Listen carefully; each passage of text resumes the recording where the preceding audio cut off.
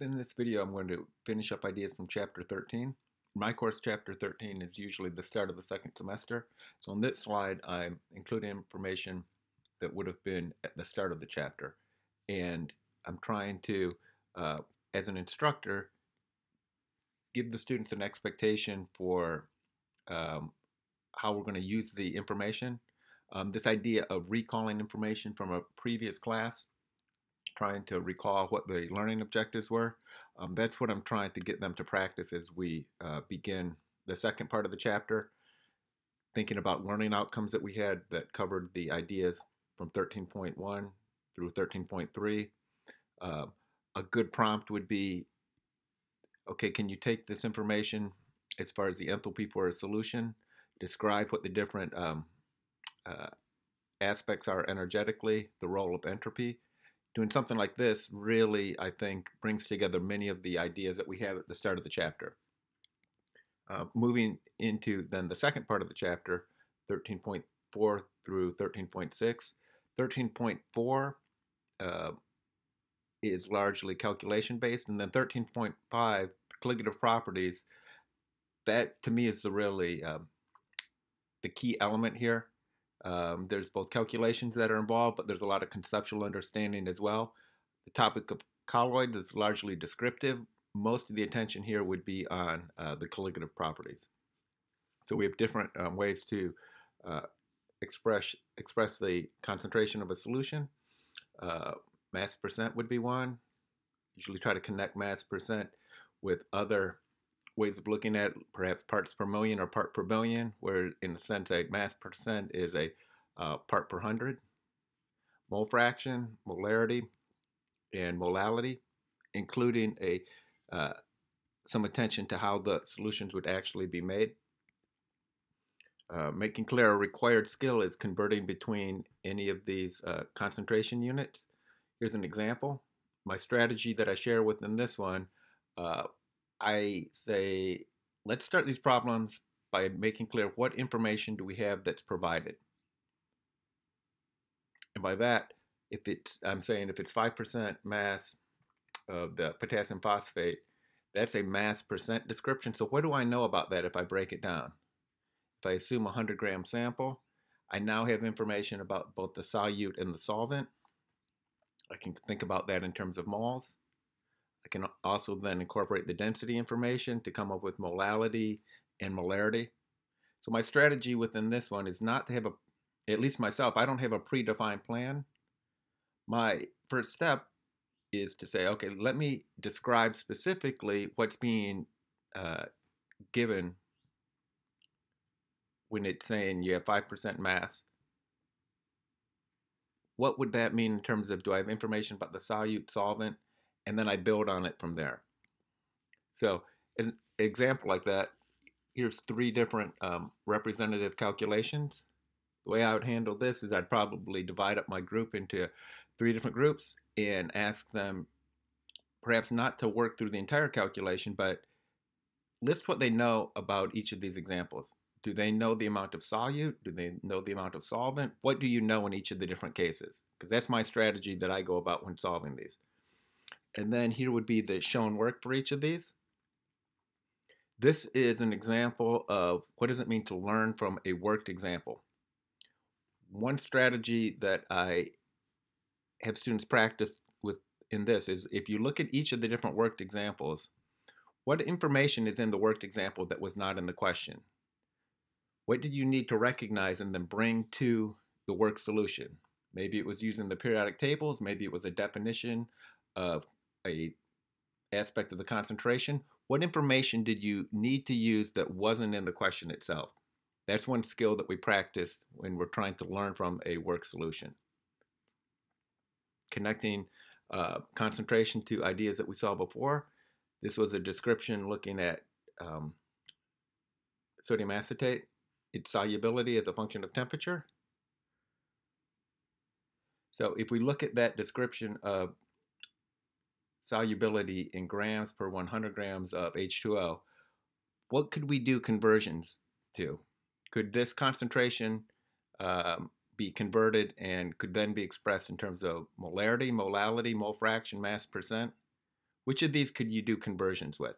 My point here is, in this case, you don't know the total volume. It's expressed per gram of H2O. So I think you could do conversions by simply using the periodic table to get molality, mole fraction, and mass percent.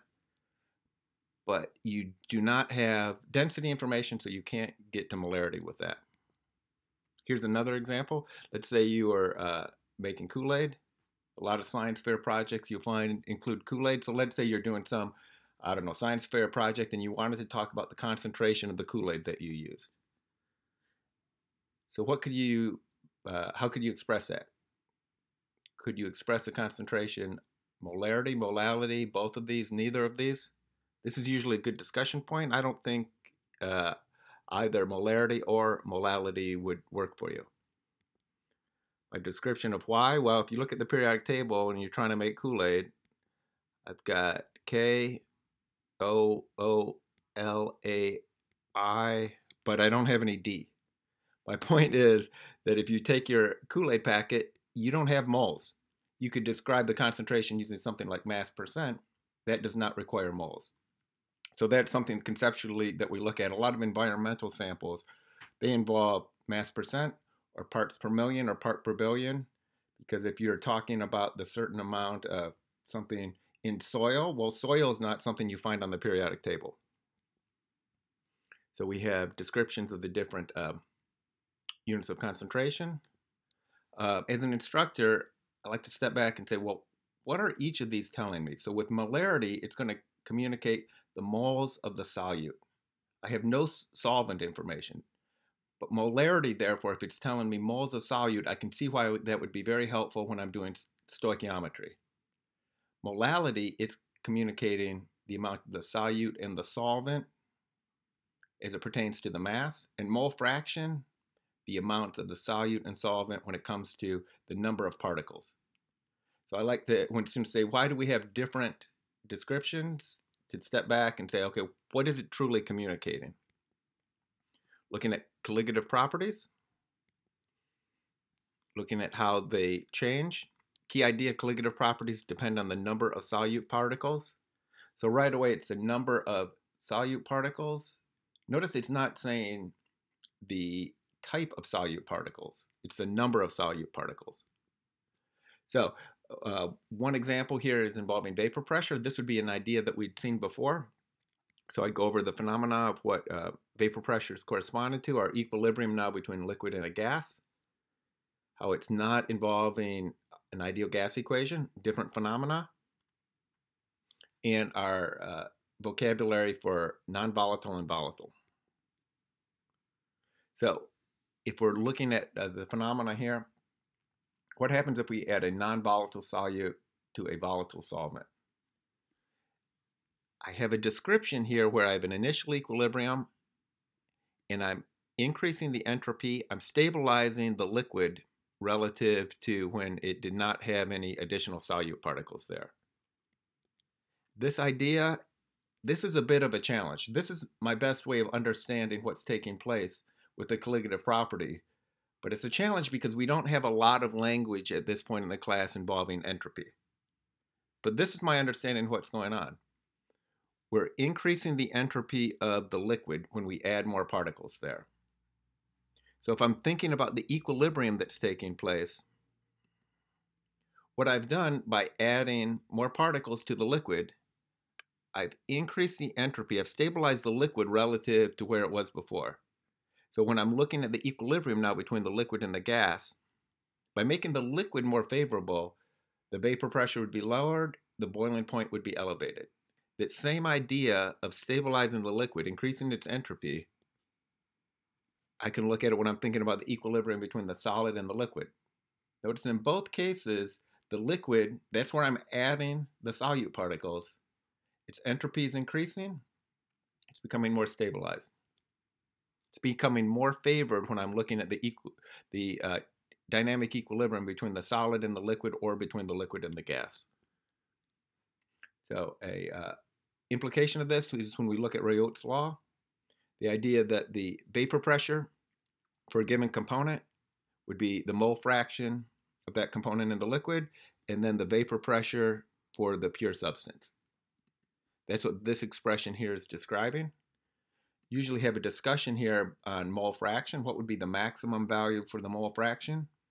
Getting to the idea that, well, the maximum value would be 1, and seeing what that would then mean to say that if it's 100% that component, then sure enough, you could see why the resulting vapor pressure you'd measure would be the value of the component itself, and how that the only direction you can go is the vapor pressure would be decreased as you add more solute there. What would it mean if you had 2 components? Now, all of these, when we're saying 1 component versus 2 components, that would be 2 volatile components. This is based on an ideal solution. We'll see that that's an approximation that usually is not strictly followed. In fact, deviations from ideal solutions very common. That's not the insights that I have as a teacher that I don't usually bring into my discussion here. An example question, adding a non-electrolyte, how it changes the vapor pressure. And a brief look at what would it mean if we have a volatile solute added to a volatile solvent. The idea here then that the liquid's being stabilized, it's an increase in entropy, how this will affect the equilibrium. What does it mean then to have a change in boiling point? Scaling factor for the solvent, molality of the solute, and then the number of particles that we have in the solution then. The number of solute particles being described by the Van't Hoff factor. This Van't Hoff factor I think it's important both for the calculations we do and very important conceptually for describing what's going on. So we'll have a change in involving the boiling point, same kind of phenomena involving a change in the freezing point. Trying to get at, in both cases here, what we're affecting is the liquid. We're increasing the liquid of increasing the entropy of the liquid, and that's how then shifting the equilibrium in both cases. So this sequence right here, I worked through to get at the idea of ion pairing. So we have 2 different solutions, sucrose and sodium chloride, a Kf value. This particular part right here, I really like this progression of ideas. This has been successful for me. So the first thought is, let's calculate the change for the non-electrolyte. Let's calculate the change for the strong electrolyte. So in this case, I'm using a Van't Hoff factor I of 2 for the sodium chloride. And so we practice that calculation. Next, we look at a ranking task. Pure water would have the highest freezing point. Now describe the change in the freezing point. So this would be our next learning objective. Then I revisit this and say, okay, this, if you go into the lab, this would be the actual value for sucrose, and this would be the actual value you get for sodium chloride. Why is it working here for the sucrose value, but it's not working for the strong electrolyte? The variable that I have in this expression is the Van't Hoff factor. I assumed it was 2, but it must not be 2. It must be a somewhat smaller value.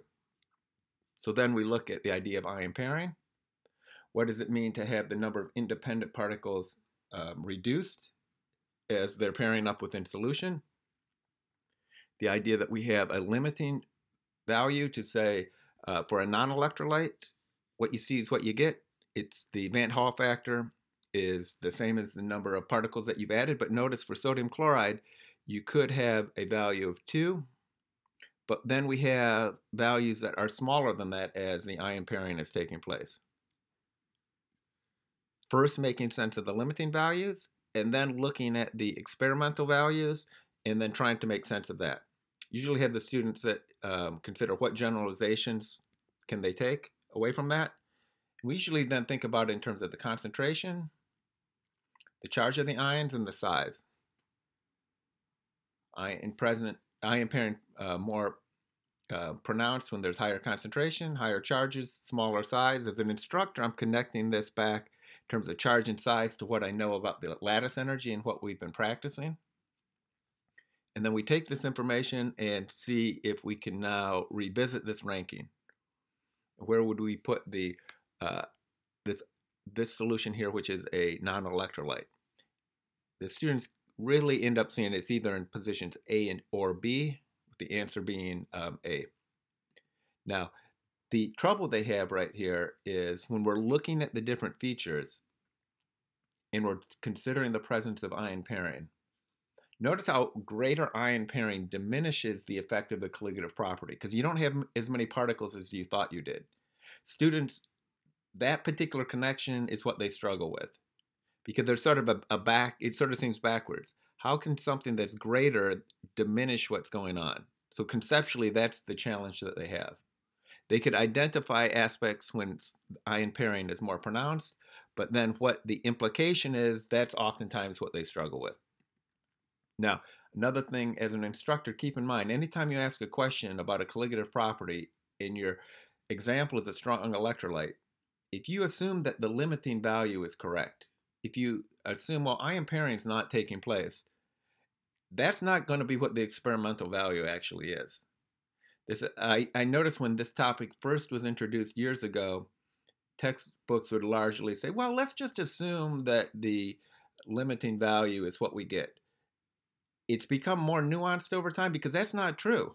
And so this is a case where that sort of white lie I noticed is no longer really as accepted within textbooks. Here's a question that I've explored with students before. Ion dipole interactions dominate with a salt like sodium chloride, dissolves in water. What effect does this interaction have, if any, on the boiling point? Discussions on this one, my point here, students so frequently confuse intermolecular forces and use that as part of their explanation for colligative properties. I get that, but a colligative property is not about the intermolecular forces. It depends on the concentration of the solute particles. It's not their identity. It doesn't matter the types of interactions that they're having. It's simply about the number of particles that you have. So if I look at this idea here of ion dipole interactions with a salt, how might that be affecting the boiling point? Well, it's going to lead to greater ion pairing. That is how it's going to affect it because I'm not going to have as many independent particles as I actually anticipated. Pretty high-end topic here, but that's conceptually I know what students have trouble with. We look at osmosis. A lot of times they're familiar with this as a biological application. Semi-permeable membrane, another example. This is used here within our expression as far as experimentally, how we can use this to calculate the molar mass. Notice within here, it's being set up for a non-electrolyte. Usually this is a pretty good discussion because this is a really simple way to get the molar mass. This is not a high-tech, some kind of mass spectrometer or some kind of instrument. It's a really simple way to be able to get the molar mass. So working through that calculation. Summary section, another summary section. And then a brief description here of colloids. Usually don't spend a lot of time with this. It's relatively on the descriptive range of things. So we look at the general idea, a few different everyday examples. What does it mean to have a hydrophilic or hydrophobic colloids? There's good everyday chemistry here, but at least in my class, it's not the centerpiece of this section. Summary section for colloids, and then suggested problems where we're looking at aspects of concentration, and then the colligative properties. And we're making clear whether there are examples in which we should ignore ion pairing or begin to account for it. Then a few involve